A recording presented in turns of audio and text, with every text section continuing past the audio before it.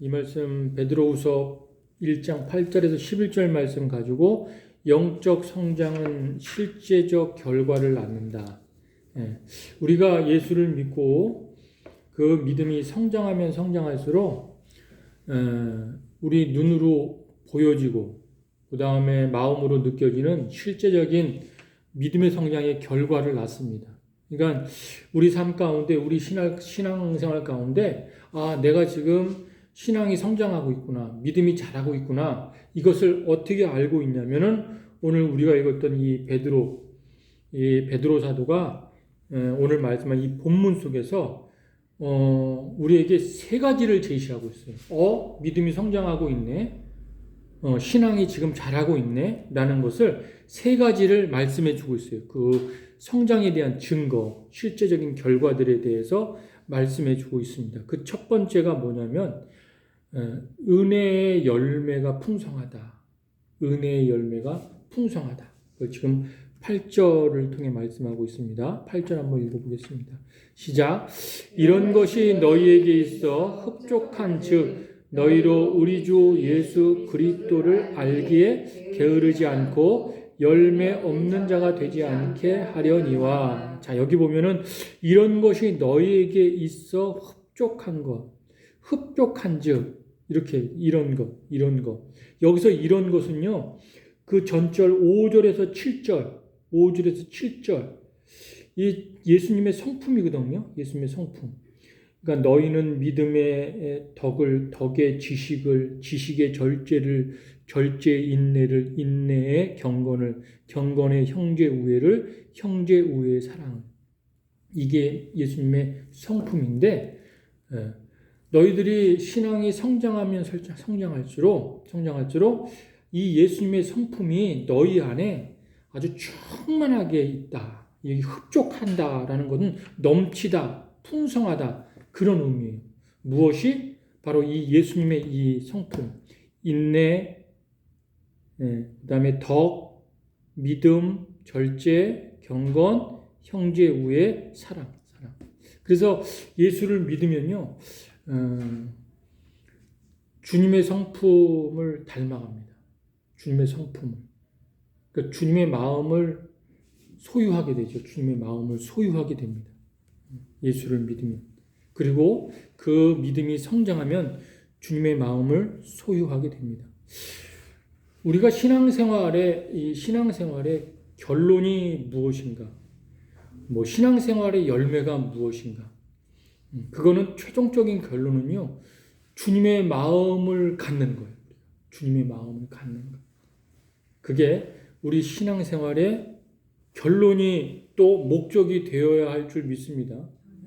그러니까 주님의 마음만 딱 소유하잖아요. 우리가 주님의 성품만 소유하면은요, 살아가면서 사람들의 관계는 정말 문제될 게 없어요. 상처 안 받아요. 상처 받을 수가 없죠. 그리고 무슨 오해와 사람들과 관계 속에 오해와 갈등 이런 것도 있을 수가 없어요. 그리고 내 어떤 신앙의 잣대 가지고서 남을 판단한다, 정죄한다 이것도 있을 수가 없어요. 주님의 마음만 가지면. 주님의 마음만 가지면은요, 저 사람이 왜 저렇게 말하지? 왜 저렇게 행동하지? 하면서 자꾸 그 사람의 그 마음을 보려고 그래요. 그래서 마음을 보려고 하기 때문에 그 마음을 보면 그 안에 죄성이 있기 때문에 그 안에 탐욕이 있기 때문에 다 알아요. 그렇게밖에 행동할 수밖에 없고 저렇게밖에 말할 수밖에 없고 그래 자라오면서 그 죄 가운데 있으니 저렇게 나타나는 거야. 그래서 이해해요. 예수님 보세요. 예수님이 하나님의 뜻을 가지고 하나님의 마음을 가지고 사랑이 충만했어요. 그러면서 십자가의 길을 걸어가는데 제자들의 마음을 꿰뚫어 보는데 어떤 제자는 예수님 누구는 우편에 앉게 좌편에 앉게 서로 막 헐뜯고 싸우는 거 그거 예수님 그들의 마음을 보고 알았고요. 어떤 제자는 예수님 자신을 30냥에 팔 거 알았고요. 어떤 제자는 예수님 3번 부인할 거 알았고요. 또 십자가에 못 박힐 때 모든 제자가 다 도망갈 거 그 마음을 보면서 다 알았어요. 하지만 주님이 그들에게 먼저 손 내밀어 주시고 먼저 다가가 주시고 먼저 말을 걸어 주시고 그리고 용서해 주시고 그러면서 그들이 성령 받고 너무나 감동받아 가지고 그 마음이 돌이켜서 주님의 종으로 그리고 주님의 사도로 그렇게 살아가는 것을 보게 됩니다. 그러니까 예수님 마음만 조용하면 문제될 게 하나도 없어요. 그래서 베드로 사도는 이렇게 말을 하는 거예요. 1장 5절에서 7절까지 이게 예수님의 성품인데 믿음, 덕, 지식, 절제, 인내, 경건, 형제 우애, 사랑 이게 예수님의 성품인데 여기에 너희들이 참여해라. 핍박이 많고 시험이 많은 그 당시 정말 예수 믿기 힘든 그 당시에 너희들이 그 시험 때문에 흔들리고 그 박해 때문에 흔들리기 쉬운데 그럴 때마다 이 예수님의 성품에 참여해라. 그렇게 말하는 거예요. 오늘날도 똑같습니다. 코로나19로 다 힘들고 어려워요. 그리고 인내가 부족한 사람들은 쉽게 화를 내고 또 쉽게 불안해합니다. 믿음이 연약한 사람들도 그래요. 정말 이 믿음 너무 연약하기 때문에 뛰쳐나와가지고 세상 사람들처럼 막 살고 싶은 그런 마음이 막 올라와요. 그럴 때마다 베드로 사도가 똑같이 우리들에게 말하는 거예요. 예수님의 성품에 참여하라. 예수님의 마음을 소유하라. 그렇게 말씀하고 있는 것입니다. 그런데 제가 이거 말씀 묵상하면서 예수님의 성품을 소유하기가 쉬워요, 어려워요? 너무너무 어려워요. 너무너무. 예수님의 마음을 갖기가 제가 보기엔 정말 너무너무 어려워요. 인간적인 마음이 더 많고 그리고 이기적인 마음이 더 많고 내 중심적 마음이 더 많지 정말 예수님의 마음을 가지고서 상대방을 이해한다? 정말 어렵더라고요. 그래서 다른 방법이 없이 여러분에게 늘 이야기하는 건데 뭐냐면은 그래서 끊임없이 묵상해야 돼. 끊임없이 주님 말씀 붙들고 기도하고 그 말씀이 생명이니까 나의 영혼을 살리고 나의 삶을 살리는 생명이니까 거기에 살을 붙이고 또 생기가 들어가는 성령 충만케 하고 그리고 더 힘써 더 굳게 그 말씀에 바로 서 그걸 끊임없이 훈련해야 되고요. 그 다음에 예배를 소중하게 여겨야 돼요. 예배를. 특히 어려울수록 예배를 소중하게 여겨서 이 예배 속에서 주님과의 그 만남과 또 주님이 나에게 말씀하시는 그 은혜를 체험해야 되고 그 다음에 마지막으로 이거 더 중요한 건데 예수님이 누구신지를 더 깊이 알아가야 됩니다. 그래야지만이 예수님의 마음을 소유할 수가 있습니다. 한번 우리 8절을 다시 한번 보겠습니다. 시작. 이런 것이 너에게 있어 흡족한즉 너희로 우리 주 예수 그리스도를 알기에 게으르지 않고 열매 없는 자가 되지 않게 하려니와. 자, 여기 보면요. 너희로 우리 주 예수 그리스도를 알기에 게으르지 않고 열매 없는 자가 되지 않게 하려니와. 사도 베드로가 여기 게으르지 말라. 예수 그리스도를 알아가는데 게으르지 말라. 그리고 예수 그리스도를 알아가는 데 있어 반드시 열매가 나타나야지 열매 없는 자가 되지 않도록 하라. 이 말씀을 해요. 즉 이 말은 무엇이냐면요. 제가 이 말씀 묵상하면서 한 가지 깨달은 게 뭐냐면 나는 목사니까 그래 평신도보다 성경을 좀 더 많이 알아. 그리고 연구도 많이 해. 그리고 나는 하나님의 자녀니까 그래 천국 가는데 문제 없고 그 신분에도 문제가 없어. 그리고 나는 예수 믿고 구원 받았으니까 그래 나름대로 열심히 신앙생활하고 있어. 요게요. 신앙의 게으름으로 이렇게 오더라고요. 신앙의 게으름. 직분의 게으름으로 오더라고요. 그 정도 수준 가지고는 안 된다는 거예요. 그 정도 수준 가지고는 그거는 신앙의 게으름이고 열매가 나타날 수 없다. 이렇게 받아들였어요. 그럼 어떤 거냐? 이 말은 어떤 거냐?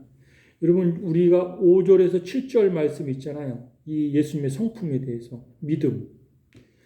즉 다시 말해서 예수님의 성품은요. 예수님을 알아가면 알아갈수록 그 깊이와 넓이와 높이와 길이가 무한대예요. 무한대. 그래서 예수님을 알아가면 알아갈수록요. 이 믿음이 나의 삶에 영향력으로 작용한다. 힘으로. 그러니까 믿음의 힘 가지고 살아가는 거예요. 예수 믿는 사람은 어떤 힘으로 살아갔냐? 믿음의 힘으로. 나 예수 믿습니다. 그래서 뭐 그냥 믿으니까 뭐 천국 가는 거 문제 없으니까 그 정도니까 뭐 그 정도의 힘이 아니라 그 믿음 가지고서 시험 당할 때 시험 받아서 픽픽 쓰러지고 무너지는 게 아니라 이 믿음의 영향력이 내 삶에, 내 정신세계에, 내 마음에 크게 미쳐서 그 깊이와 높이와 넓이가 엄청나서 그 힘으로 어떤 시험도 흔들리지 않고 어떤 유혹도 흔들리지 않고 그 힘으로 살아간다는 거예요. 그 다음에 덕도 마찬가지예요. 덕도 이게 예수님을 알아가면 알아갈수록 주님의 그 덕이 쌓여가지고 순종하는 데까지 가시밭까지 주님이 걸어갔던 그 좁은 길까지 걸어가도록 나를 이끄신다는 거예요. 저는 그렇게 묵상이 되어지더라고요. 그러니까 예수님 그저 믿고 천국 가는 거 문제 없고 내가 목사니까 다른 사람보다 좀 더 지식을 알고 그거 가지고는 안 된다는 거예요.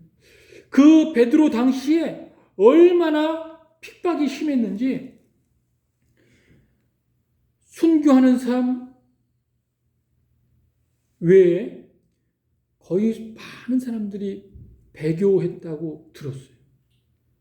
그 당시의 역사 가운데 너무 예수 믿기가 힘들고 그리고 숨어 살고 도망치고 감옥에 갇히고 고문당하고 또 죽고 막 그러니까 이게 너무 힘드니까 이러려면 차라리 세상으로 나가야 되겠다 해가지고 배교하는 사람도 무수히 많이 생겨났어요.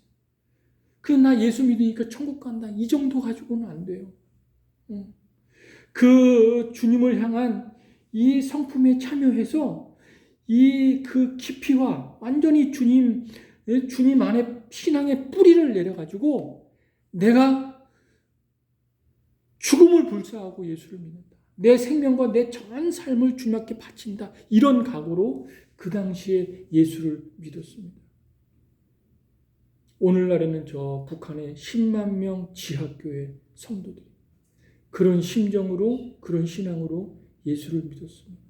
그러니 그 은혜가 얼마나 풍성하겠어요. 그 은혜의 열매가 얼마나 풍성하겠어요.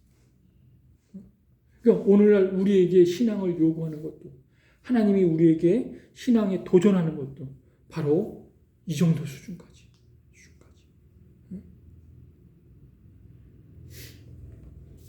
저와 여러분 안에 주님의 그 성품과 마음이 넘쳐 흐르기를 흡족하기를 주님의 이름으로 축원드립니다. 자, 두 번째 성장은 영적인 성장은 뭐냐면 영적인 안목이 달라집니다. 영적인 안목이. 9절 말씀을 한번 읽어보겠습니다. 시작. 이런 것이 없는 자는 맹인이라 멀리 보지 못하고 그의 옛 죄가 깨끗하게 된 것을 잊었느니라. 신앙인이 예수님의 성품을 소유하고 예수님의 마음을 소유하면은 이제는 육체의 눈으로 세상을 바라보는 것이 아니라 믿음의 눈으로 바라본다. 영적인 눈이 띄어져서 영적인 눈으로 세상을 바라본다. 라는 말씀을 하고 있는 거예요. 그 당시 베드로 사도가 살았던 그 예루살렘 교회, 그 예루살렘 그 지역 유대 땅에는 거짓 교사들이 많았나 봐요. 그래서 그 거짓 교사들이 열심히 성경을 가르치고 그들도 믿음이 있다고 하는데 그들이 다 육신의 눈으로 세상을 바라보고 그리고 가까운 것을 봐. 여러분 육신의 눈은요. 가까운 것 눈앞에 보이는 것만 보면서 전전긍긍하고 사는 거예요. 잠시 있다가 없어질 거. 근데 멀리 보지를 못해. 멀리 보지를 못해. 하나님 나라를 소망하고 영원한 것을 바라보고 생명, 보이지 않는 생명을 바라보고 나가는 것이 아니라 육신의 눈으로 보이는 것만, 가까운 것만, 당장이 나한테 있어야 될 것만 그렇게 바라보는 거예요. 거짓 교사들이. 그걸 보면서 베드로 사도가 너무나 답답하고 안타까워서 이 말씀을 하고 있는 것입니다.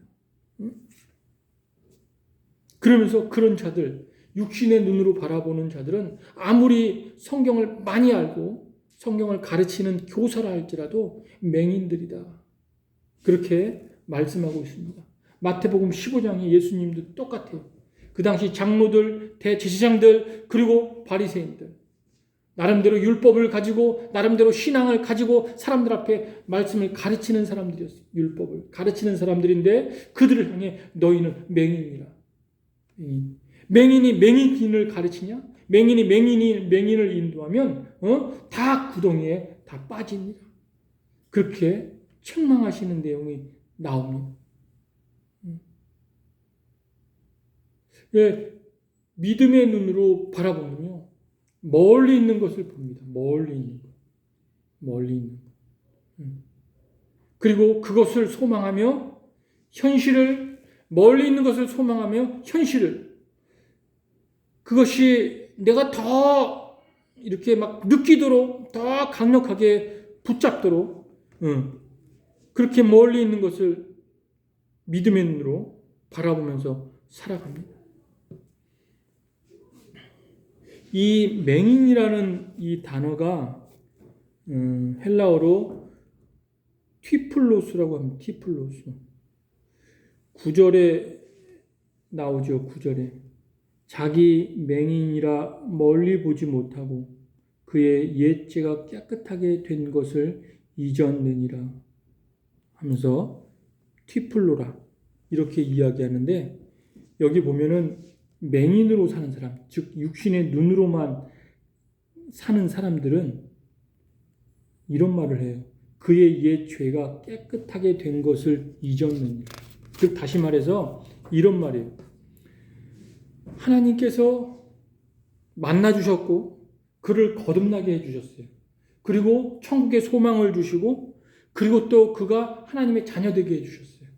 그러면은 자꾸 믿음의 눈으로 바라보면서 내가 거듭났고 내가 이제 소망을 가졌고 그리고 내가 하나님의 백성으로 진짜 하나님의 마음을 가지고서 주님과 함께 걸어가는 동행하는 삶을 살아가야 되는데 자꾸 육신의 눈을 바라보면서 자꾸 뭘 보냐 옛날에 살았던 깨끗하게 하나님께서 나의 죄를 깨끗하게 씻겨주셨는데 그리고 거듭나게 해주셨는데 자꾸 과거로 돌아가려고 그러고 자꾸 옛날로 돌아가려고 하는 거예요. 옛날에 그 삶이 더 좋은 거예요. 그래서 이스라엘 백성들이 자꾸 애굽으로 광야에서 사는 게 너무 힘드니까 근데 하나님이 광야에서 다 보여주셨거든요. 낮에는 구름기둥, 밤에는 불기둥 그리고 만나와 메추라리를 먹이면서 하나님이 계속 모세를 통해서 가나안 땅을 계속 말씀해 주셨고 약속을 주셨어요. 약속을. 그럼 그거 보고 좀 육신이 불편해도 그 광야를 믿음으로 계속 통과해야 되는데 옛날이 좋은 거예요. 옛날이. 그 종으로 살았지만 가마솥에 고깃국 국물이라도 부추와 마늘과 또 그런 채소를 먹었던 옛날이 좋은 거예요.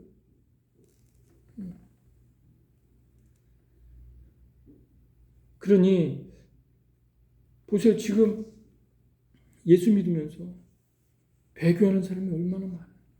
옛날로 돌아가는 사람이 얼마나 많아요. 안타깝게도. 베드로가 살던 그 당시에도 너무나 많은 사람이 배교했어요. 옛날로 돌아갔어요. 세상으로 돌아갔어요. 네, 베드로는 그것을 막기 위해서 강력하게 우리에게 도전하는 것입니다. 여러분 옛날로 돌아가는 거 이런 표현이에요. 좀 적나라하게 표현하게. 개가 토했던 걸 다시 먹는 거예요. 그 더러운 거. 응? 응. 그리고 다시 자기가 시궁창에 살았던 시궁창에 다시 뛰어들어가는 거예요. 시궁창. 거기서 목욕하는 거예요. 응? 옛날이 죄의 수렁이거든요. 그 죄의 수렁에 다시 빠지는 거예요. 빠지는. 하지만 영혼의 눈을 열고서 그리고 주님이 보여주신 걸 보면서 그렇게 살아갈 때, 그렇게 살 때, 우리는 영적인 안목으로 살아가는 그런 신자가 됩니다. 자, 셋째는 뭐냐면요, 안전보장입니다. 안전보장. 굉장히 안전합니다. 그 삶이. 10절과 11절 말씀을 또 읽어보겠습니다. 10절과 11절 시작. 그러므로 형제들아 더욱 힘써 너희 부르심과 택하심을 굳게 하라. 너희가 이것을 행한즉 언제든지 실족하지 아니하리라. 이같이 하며 우리 주 예수 그리스도의 영원한 나라에 네, 들어감을 넉넉히 너에게 주시리라. 여기 신앙이 더욱 힘써야 될 것. 그 더욱 힘써야 될 것. 이거는 우리가 읽었던 그 예수님의 성품에 참여하는 거예요. 그 참여하는데 거기에 더욱 힘쓰라. 힘쓰라. 그렇게 말씀하고 있는 거예요. 주님과 친밀하게 교제하면서 아까도 얘기했지만 신앙의 목적, 믿음의 결과 뭐냐 예수님의 마음을 갖는 거예요. 예수님의 성품을 우리가 소유하는 거예요. 그렇게 소유하고 살아갈 때 이 땅에 아무리 유혹이 많고 시험이 많아도 그렇게 문제거리가 안 된다. 그것을 여러분들 믿으시기 바라고요. 바라고 우리가 좀 살펴볼 것은 뭐냐면 여기서 이렇게 얘기해요. 그러므로 형제들아 더욱 힘써 너희 부르심과 택하심을 굳게 하라. 이 말씀을 제가 좀 묵상하면서 이 그러므로라는 말이 이 결론적이에요. 그러니까 베드로가 그런 거예요. 너희 신앙의 결과적으로 내가 더 이상 너희한테 이야기하지 않겠다. 처음이자 마지막으로 제발 이것 좀 형제들아 제발 이것 좀 너희들이 알라 하는데 너희들이 힘써야 될 것. 그 무엇이냐 하면서 하나님이 너희를 부르셨고 택하셨다. 요 부분. 하나님이 너희를 부르셨고 택하셨다. 이 부분은 뭐냐면 이거예요. 하나님 너희를 반드시 도와주신다. 신앙이 약해질 때마다 뭔가 너희 삶에 시험이 올 때마다 너희들이 곁길로 갈 때마다 너희들이 알아차리기만 하면 하나님이 그것을 도와주신다. 도와주신다. 하나님 너희를 구원하셨고 너희를 자녀 삼아 주셨고 너희들에게 천국 소망을 주셨고 다 주셨는데 그 신앙을 보존하기 위해 그 신앙을 유지하기 위해 하나님 너희를 반드시 부르시고 택하셨다. 도와주신다. 자, 그러면 보세요. 하나님 우리를 도와주시니까 그러면 하나님 도와주실 거야 하면서 막연하게 기다리는가? 또 그것도 아니에요. 그냥 하나님 도와주시니까 아무 문제 없겠지 하면서 그냥 넉넉히 있는다? 그것도 아니에요. 그게 아니라 반드시 네 편에서 하나님이 너를 도와주시는데 너도 영적인 책임이 있어. 너도 신앙적인 책임이 있어. 그 책임을 다해야 돼. 이게 뭐냐면은 이거예요. 거기 나오잖아요. 굳게 하라. 그러니까 이런 뜻이에요. 굳게 해. 그러니까 굳게 해. 뭘 굳게 하느냐? 또 우리가 읽었죠? 5절에서 7절까지 믿음을 굳게 하고 끊임없이 덕을 쌓고 그리고 예수님을 알아가는 걸 게을르지 하지 말고 그리고 절제하고 너를 잘 다스리며 절제하고 끝까지 이 시험을 참고 그리고 경건하며 형제와 우애하고 그리고 사랑을 더해라. 그렇게 말씀하고 있는 거예요. 여기에 이것을 굳게 하라. 그러면은 너희가 이 세상이 아무리 악해지고 그리고 그걸 참지 못해서 많은 사람들이 배교한다 할지라도 너희는 실족하지 않을 것이다. 그렇게 말씀하고 있는 거예요. 베드로 사도가 그 당시 사도로서 사명을 감당하면서 예수 믿는 사람들이 박해를 견디지 못하고 많이 실족을 당하고 또 견디는 사람도 그 견디는 그 고통과 얼마나 힘겨움이 아픈지 그걸 보면서 아주 그냥 가슴을 졸이면서 또 안타까운 심정을 가지고 그들을 향해 아주 간곡하게 요청하고 도전하는 거예요. 오늘날은 유혹의 시대입니다. 그 당시는 박해의 시대입니다. 박해의 시대와 오늘날 유혹의 시대에 우리 신앙인들이 공통점을 제가 찾았어요. 변하지 않는 공통점. 그건 뭐냐? 그때나 지금이나 신앙생활이 굉장히 어렵고 힘들다는 거예요. 그래서 배교하는 사람, 신앙을 포기하는 사람이 너무너무 많다는 거예요. 그게 공통점이에요. 제가 여기 뒤에 예목교회 옛날 사랑의 교회라고 장로교회인데 거기 한 2년인가 3년 다녔어요. 그 목사님 지금 인도네시아 선교 가는데 그럼 사모님은 따라가야 되잖아. 아들은 갔다가 돌아왔고 해병대 제대하고 사도라고 돌아와서 이제 엄마랑 같이 있는데 사모님은 나는 선교 못 가요. 당신만 가. 그런 다음에 이 동네에 저 송정역 길 건너 우리 엄마도 있잖아요. 미장원에 미장. 사모님 뵀어요. 사모님 뵈면서. 근데 제가 대놓고 그런 말을 못하고 사모도 사명인데 목사님이랑 같이 했으면 얼마나 좋았을까. 근데 그분은 믿음의 분량이죠. 따라갈 수 있는 믿음까지는 안 되니까 거기서 미장원 하면서 그 번 돈 가지고 목사님 좀 선교비 지원해주고 하신다고 하더라고요. 근데 저 좀 마음이 조금 아팠어요.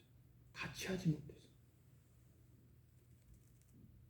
근데 그런 신앙, 그런 어떤 사역자들 포기하고 그냥 일반 직장을 가지면서 우리 매제도 그렇군요. 개사료 하는데 사역을 좀 더 했으면 좋은데 이런 안타까움이 많죠.